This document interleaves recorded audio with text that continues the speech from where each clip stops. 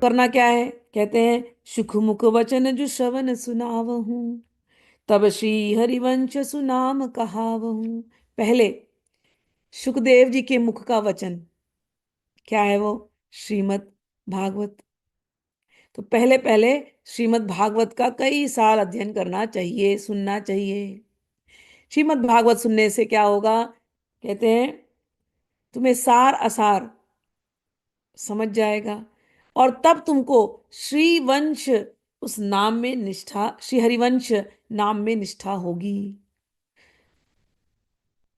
ये नाम मैं कई तरीके से समझा रही हूं। एक तो श्री हितहरिवंश जी जो प्रकट हुए थे, और पूरी भागवत क्या है? पूरी भागवत हरिवंश की ही चर्चा है। महाभारत लिखने के बाद हरिवंश पुराण लिखा गया था।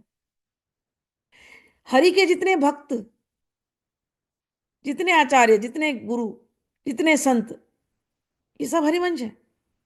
तो पहले किसको पढ़ना है? पहले भागवत को पढ़ो, पहले हरिवंश परंपरा को तो समझो।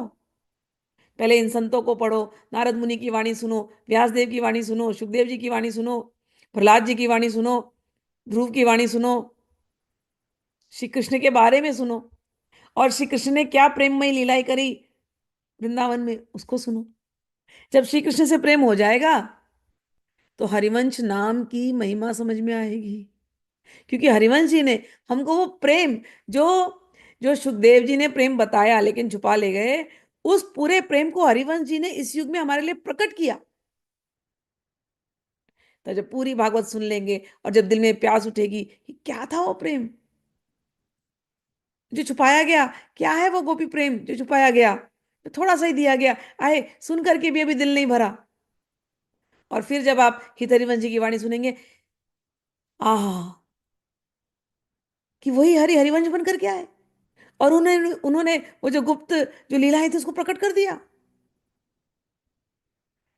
सेवक जी कहते हैं, तब जाकर के हरिवंश नाम में निष्ठा होगी, कि जो भूख लगी थी, जो प्यास लगी थी उस प्रेम को जानने की, उस लीलाओं को जानने की, अब जाकर के वो भरी है। और प्रेम की प्यास ऐसी है, जितना आप दो उतना और बढ़ती जाती है। तो कहते हैं, पहले तुम सुखदेव जी के मुख वचन श्रीमद् भागवत को सुनो, तुम्हें सार असार का विवेक हो जाएगा, और फिर हरिवंश नाम में तुम्हें निष्ठा होगी, और फिर तुम उस नाम को कह सकोगे। इस क्रम में तुम चलोगे तो तुम्हें कभी भी हरिवंश जी का विस्मरण नहीं होगा, तुम कभी भी उनको भूलोगे नहीं। मन सुमिरन बिसरे नहीं, बार बार धन्यवाद कहोगे, धन्यवाद। संस्कृत जो इतनी कठिन है, उसमें से सार निकाल करके गीत गोविंद, आप लोगों ने सुना है मेरे मुंह से, गीत गोविंद भी पूरी संस्कृत में है। और गीत गोविंद में बहुत विरह की बात है। गौड़ी परंपरा में आपने सुना है बहुत सारे ग्रंथ लिखे गए, लेकिन सब में विरह की बात हुई। हित हरिवंश जी, महावाणी भी मैंने पढ़ी है पूरी, भगवत कृपा से कभी आगे चलकर महावाणी जरूर पढ़ाऊंगी। मुझे तो सभी रसिक वाणियों में बड़ा आनंद आता है। महावाणी भी बहुत ज्यादा, बहुत बड़ी ग्रंथ है, उसमें बहुत सारे पद हैं।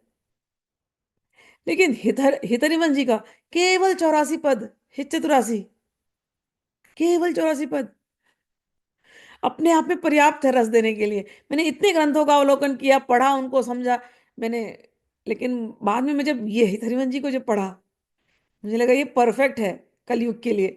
इससे ज्यादा ले चाहिए नहीं, इसमें सब कुछ भर दिया गया है। किसी भी रसिक को यदि रस लेना है तो केवल इतना पढ़ ले, उसका मन भर जाएगा।